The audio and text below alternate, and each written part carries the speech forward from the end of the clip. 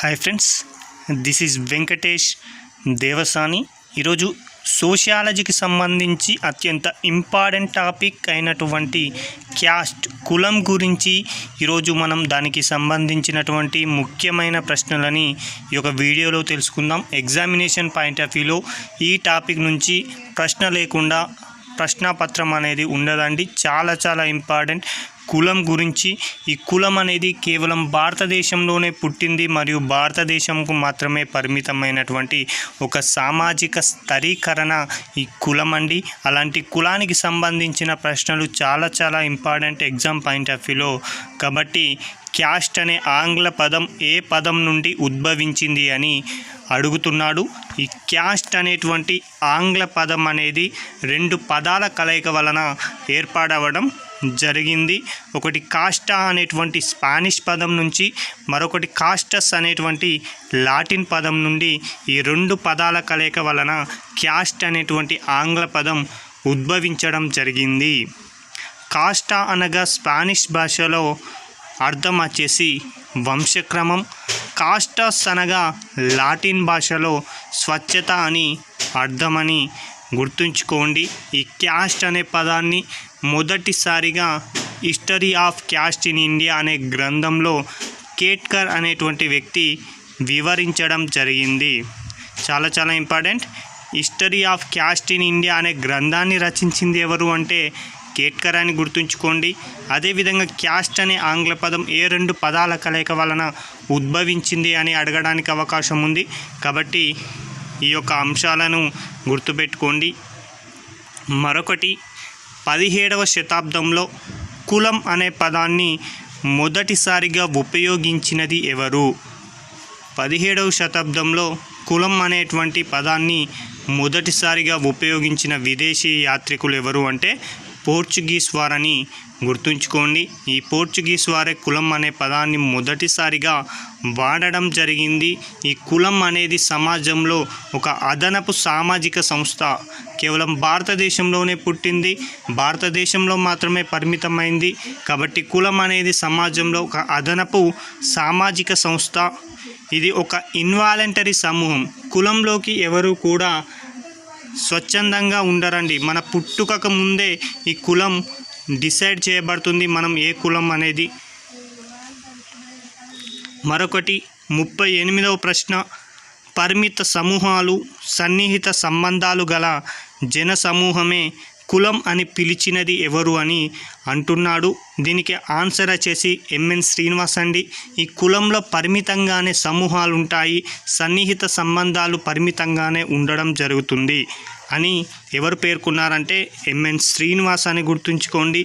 అదేవిధంగా కులం అనున్నది సంవృత్త సమూహం అని పేర్కొన్నటువంటి వ్యక్తి టి మాధవ్ మజుందార్. ఓకేనా. కులం అనేది పరిమిత సమూహాలు సన్నిహిత సంబంధాలతో ఏర్పడిన జన సమూహం అని ఎంఎన్ శ్రీనివాస్ గారు చెప్తే, కులం అనేది ఒక సంవృత్త సమూహం అని చెప్పింది టి మాధవ్ మజుందార్ అని గుర్తుంచుకోండి. మరొక ప్రశ్న, సామాజిక గతిశీలత అనే పదాన్ని ప్రవేశపెట్టినది ఎవరు? సామాజిక గతిశీలత అనే పదాన్ని ప్రవేశపెట్టినది ఎవరు అంటే సోర్కిన్ అనేటువంటి వ్యక్తి ఈ యొక్క సామాజిక గతిశీలత అనే భావాన్ని మొదటిసారిగా ప్రవేశపెట్టడం జరిగింది. అసలు సామాజిక గతిశీలత అనగానేమి అంటే సమాజంలో ఒక వ్యక్తి తనకన్నా హోదా నుండి ఇతర హోదాను పొందడం. ఫర్ ఎగ్జాంపుల్, సమాజంలో ఒక వ్యక్తి ఒక వృత్తిని నిర్వహిస్తే ఆ యొక్క వృత్తి కన్నా మించినటువంటి హోదాను గనక పొందితే దానిని సామాజిక గతిశీలత అంటారు. ఈ యొక్క సామాజిక గతిశీలత ప్రధానంగా 3 రకాలుగా కనిపిస్తుంటుంది. ఒకటి వచ్చేసి సమస్తరీయ గతిశీలత. ఈ యొక్క సమస్తరీయ గతిశీలతలో వ్యక్తి హోదాలో ఎలాంటి మార్పు ఉండదండి. కేవలం హోదా మాత్రం ఇందులో మారదు. ఫర్ ఎగ్జాంపుల్ చూసుకున్నట్లయితే ఒక వ్యవసాయ కూలి అనేటువంటి వ్యక్తి తర్వాత అతని పారిశ్రామిక కూలీగా మారుతాడు. అంటే ఇక్కడ అతని హోదా మారలేదు, కేవలం అతని రంగం మాత్రమే మారింది కాబట్టి అతని హోదాలో పెద్దగా మార్పేం లేదు. అలాంటి గతిశీలతను సమస్తరీయ గతిశీలత అంటారు. రెండవది విషయ స్తరీయ గతిశీలత. విషయ స్తరీయ గతిశీలత అంటే వ్యక్తి నిర్వహించే పాత్రల స్థాయి మార్పు. ఫర్ ఎగ్జాంపుల్ ఒక వ్యక్తి తను నిర్వహించే హోదా అంతకు మించిన హోదా అయినా రావచ్చు, లేదా అంతకు దిగజారిన హోదా అయినా రావచ్చు. ఒక కార్మికుడు అనేటువంటి వ్యక్తి యజమానిగా మార్పు చెందవచ్చు, ఒక యజమాని అనేటువంటి వ్యక్తి ఒక కార్మికుడిగా మార్పు చెందవచ్చు. అలాంటి రకమైన గతిశీలత ఏంటిది అంటే అది విషయస్థారీయ గతిశీలత అని గుర్తుంచుకోండి. మూడవది తరాల మధ్య గతిశీలత. ఒక కుటుంబంలో 2 తరాల మధ్య హోదాలో మరియు స్థాయిలో మార్పండి. ఒక కుటుంబంలో 2 తరాల వారు అంటే తండ్రి మరియు కుమారుడు, ఇవి 2 తరాల వారు నివసించడం జరుగుతుంది. తండ్రేమో వ్యవసాయ కూలీగా ఉంటాడు, కొడుకేమో గ్రూప్ 1 ఆఫీసరో లేదా ఐఏఎస్గా ఉండడం జరుగుతుంది. అంటే ఇక్కడ హోదాలో కూడా మార్పు రావడం జరిగింది. అలాంటి మార్పునే తరాల మధ్య గతిశీలతగా చెప్పుకోవడం జరుగుతుంది. ఇవన్నీ గతిశీలతకు సంబంధించినటువంటి రకాలు. మరొకటి 40వ ప్రశ్న, dominate caste in Rampur village అనే గ్రంథాన్ని ఎవరు రచించారు? Dominate caste in Rampur village అనే గ్రంథాన్ని ఎవరు రచించారు? ఇది ప్రీవియస్ బిట్ అండి, చాలా ఇంపార్టెంట్. దీనిని ఎంఎన్ శ్రీనివాస్ అనేటువంటి వ్యక్తి ఈ యొక్క గ్రంథాన్ని రాయడం జరిగింది. ఏంటిది డామినేట్ క్యాస్ట్ ఇన్ రామపూర్ అంటే రామాపూర్ అనేటువంటి విలేజ్లో ఆధిపత్య కులం గురించి అతను ఈ యొక్క గ్రంథంలో వివరించడం జరిగింది. ఒక ప్రాంతంలో ఏ కులమైతే రాజకీయంగా ఆర్థికంగా తన ఆధిపత్యాన్ని చూపిస్తుందో దానినే ఆధిపత్య కులం అంటారు. ఫర్ ఎగ్జాంపుల్ ఒక ఊరిలో ఏ కులం అయితే ఆర్థికంగా బలపడి ఉంటుందో రాజకీయంగా బలపడి ఉంటుందో అలాంటి కులం మిగతా కులాల మీద తన యొక్క ఆధిపత్యాన్ని అయితే చెలాయించడం జరుగుతుంది. దానిని ఆధిపత్య కులం అంటారు. ఎంఎన్ శ్రీనివాసన్ గారు కూడా రాంపూర్ విలేజ్లో ఇలాంటి తరుణాన్ని చూసి ఈ గ్రంథాన్ని రాయడం జరిగింది. మరొక ప్రశ్న 41వ ప్రశ్న, భారతదేశంలో వ్యక్తి యొక్క హోదా దేనిపై ఆధారపడి ఉంటుంది? భారతదేశంలో వ్యక్తి యొక్క హోదా మతం పరంగా రాజకీయంగా పరంగా డిసైడ్ చేయదండి. అతని కులం ఆధారంగానే అతని యొక్క హోదా అనేది నిర్ణయించడం జరుగుతుంది. ఈ కులం అనేది ఆపాదించినటువంటి అంతస్తు. మనం పుట్టుకతోటే ఈ కులం అనేది మనకు ఆపాదించడం జరుగుతుంది. దీనిలో మన యొక్క ప్రమేయం లేకుండానే భాగస్వాములం అవ్వడం జరుగుతుంది. మన పుట్టుకకు ముందే మన కులం నిర్ణయించబడుతుంది. అలాంటి కులం అనేది ఒక క్రమశ్రేణి విభజన రూపం. అంటే సమాజంలో ఒక కులం పెద్ద హోదా కలిగి ఉంటుంది, మరికొన్ని కులాలేమో దిగువ స్థాయిలో అంటే నిమ్న స్థాయి హోదాను పొందడం జరుగుతూ ఉంటుంది. ఇలాంటి క్రమశ్రేణి విభజన ఈరోజు సమాజంలో కనిపిస్తూ ఉంటుంది. 42వ ప్రశ్న, కుల ఆవిర్భావ సిద్ధాంతమైన వృత్తిపరమైన సిద్ధాంతం గురించి పేర్కొన్నది ఎవరు అని అడుగుతున్నాడు. ఈ యొక్క ఆన్సర్ వచ్చేసి నెస్ఫీల్డ్ అనేటువంటి వ్యక్తి తన యొక్క ఆక్యుపేషనల్ థియరీ ద్వారా తెలిపాడు. కులం అనేది పుట్టుక ద్వారా కాదు, అతను నిర్వహించే వృత్తి ఆధారంగా కులం నిర్ణయించడం జరుగుతుంది అని ఈ యొక్క గ్రంథంలో వివరించాడు. కాబట్టి కుల ఆవిర్భావ సిద్ధాంతమైన వృత్తిపరమైన సిద్ధాంతం భావనను తెలియజేసింది ఎవరు అని అడగవచ్చు. నెస్ఫీల్డ్ అని గుర్తుంచుకోండి. 43వ ప్రశ్న, జాతులే కులాలకి కారణం అని జాతి సిద్ధాంతం గురించి పేర్కొన్నటువంటి వ్యక్తి ఎవరు అని అడుగుతున్నాడు. దీనికి ఆన్సర్ వచ్చేసి హెర్బర్ట్ రిస్లే తన యొక్క రేషియల్ థియరీ ద్వారా పీపుల్ ఆఫ్ ఇండియా అనే గ్రంథంలో జాతులే ఈ కులానికి ఆవిర్భావంగా మారినాయని వివరించాడు. కాబట్టి కొన్ని ఇంపార్టెంట్ సిద్ధాంతాలు మరియు వాటికి సంబంధించినటువంటి ఆ యొక్క సిద్ధాంతకర్తలను జతపరచండి అని గతంలో ఎగ్జామ్ పాయింట్ ఆఫ్ వ్యూలో అడగడం జరిగింది. కాబట్టి చూడండి, సాంస్కృతిక సమీకృత సిద్ధాంతం శరత్ చంద్ర రాయ్, పరిణామ సిద్ధాంతం డాంగిల్ ఎబర్స్టన్, భౌగోళిక సిద్ధాంతం గిల్బర్ట్ అని గుర్తుంచుకోండి. సంస్కార సిద్ధాంతం సెనట్, బహుళకారక సిద్ధాంతం హట్టన్. ఇవన్నీ సిద్ధాంతాలను ఇచ్చి జతపరచండి అని గతంలో ఎగ్జామ్లో అడిగారు, కాబట్టి గుర్తుంచుకోండి. ఇక 44వ ప్రశ్న, ముస్లింలలో నిమ్నమైన హోదాను అనుభవించే వారు ఎవరు అని అడుగుతున్నాడు. ముస్లింలలో మొఘల్ పరిపాలన కాలంలో 2 రకాలైనటువంటి వర్గాలు కనిపించేవి. అందులో ఒకటి అష్రఫాలు, రెండవది అజ్లపాలు. ఒకటి అష్రఫాలు, రెండవది అజ్లపాలు. ఈ యొక్క అష్రఫాలు ఎవరు అంటే విదేశాల నుండి వలస వచ్చి భారతదేశంలో ఉన్నటువంటి వారిని అష్రఫాలుగా పిలవడం జరిగింది. అజ్లఫాలు అంటే ఎవరు అంటే ఎవరైతే భారతదేశంలో హిందూ మతాన్ని అనుసరించి అలాంటి హిందూ మతం నుంచి కన్వర్ట్ అయి ముస్లిం మతానికి మారతారో వారిని అజ్లఫాల్ అని అనడం జరుగుతుంది. అందులో అజ్లఫాల్ అనేటువంటి వారే భారతదేశంలో ముస్లింలలో నిమ్నమైన హోదాని కలిగి ఉండడం జరిగింది.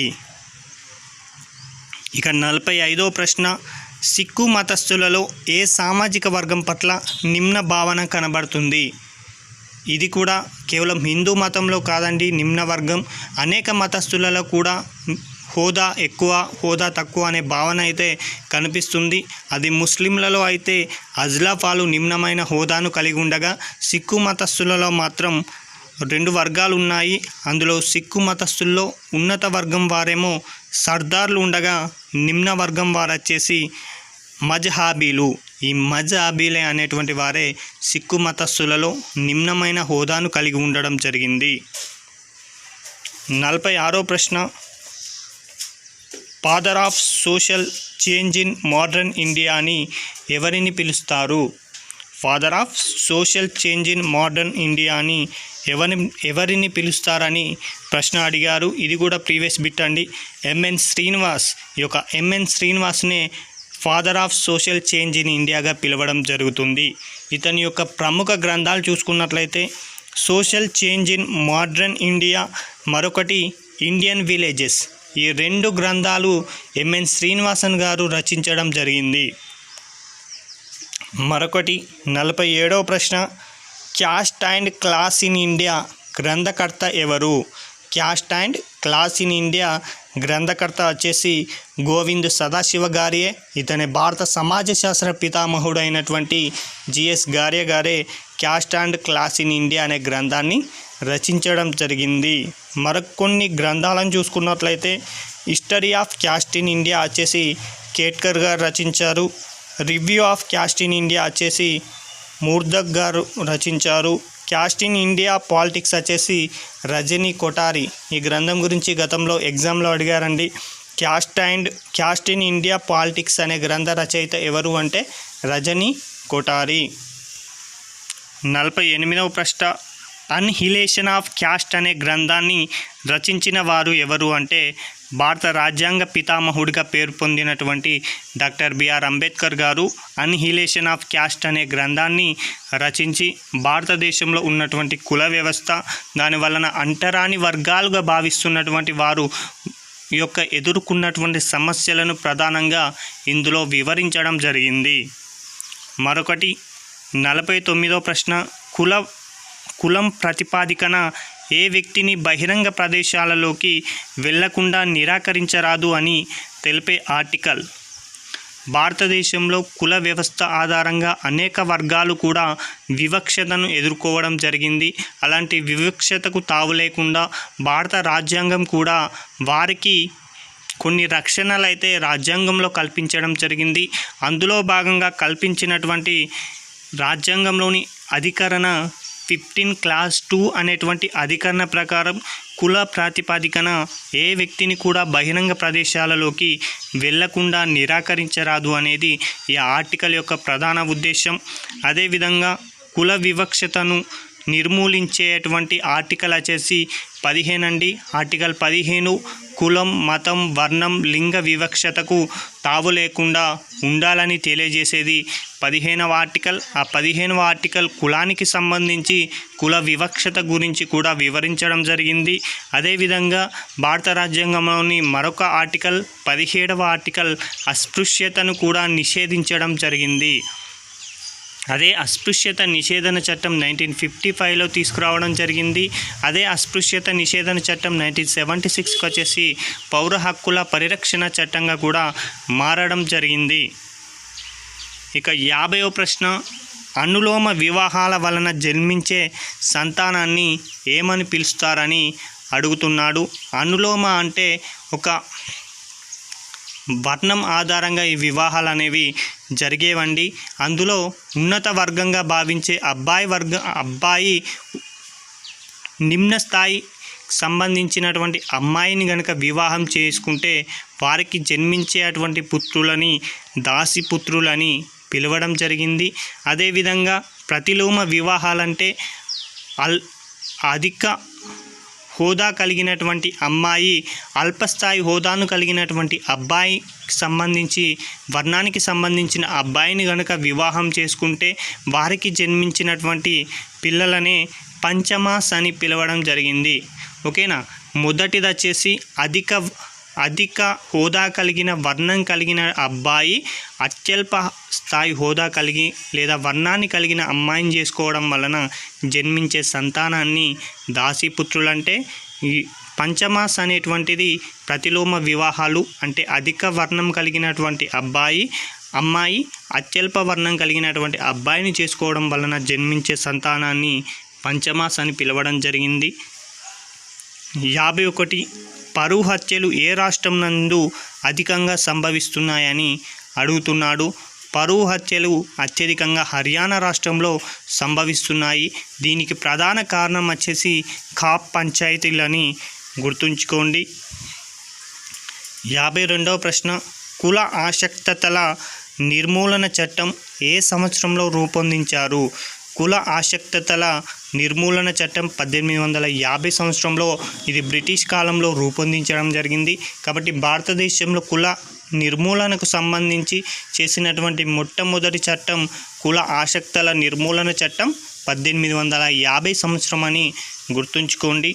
ఇక 53వ ప్రశ్న, ఈరోజు చివరి ప్రశ్న, షెడ్యూల్ కులాలు మరియు షెడ్యూల్ తెగల వారిని కులాంతర వివాహం చేసుకున్న వారికి నగదు ప్రోత్సాహాన్ని అందిస్తున్నటువంటి సంస్థ ఏది అంటే అంబేద్కర్ ఫౌండేషన్ వారు కులాంతరమైన వివాహాలు చేసుకోవాలి అని వారిని ప్రోత్సహిస్తే వారికి ఆర్థిక సహాయాన్ని కూడా అందిస్తుంది.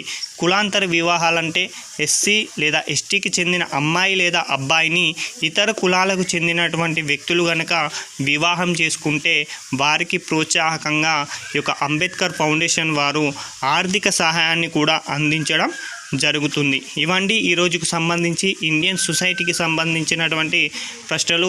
మనకి సంబంధించి అనేక సబ్జెక్టుల నుంచి కూడా ప్రశ్నలను మీ ముందుకు తీసుకురావాలని అనుకున్న తరుణంలో చాలామంది కూడా ఏపీపీఎస్సీ గ్రూప్ 2 వాళ్ళు మరియు టీఎస్పీఎస్సీ గ్రూప్ 2 వాళ్ళు కూడా ఇండియన్ సొసైటీకి సంబంధించినటువంటి ప్రశ్నకు సంబంధించిన బిట్ బ్యాంక్స్ సరిగ్గా మార్కెట్లో లేవు.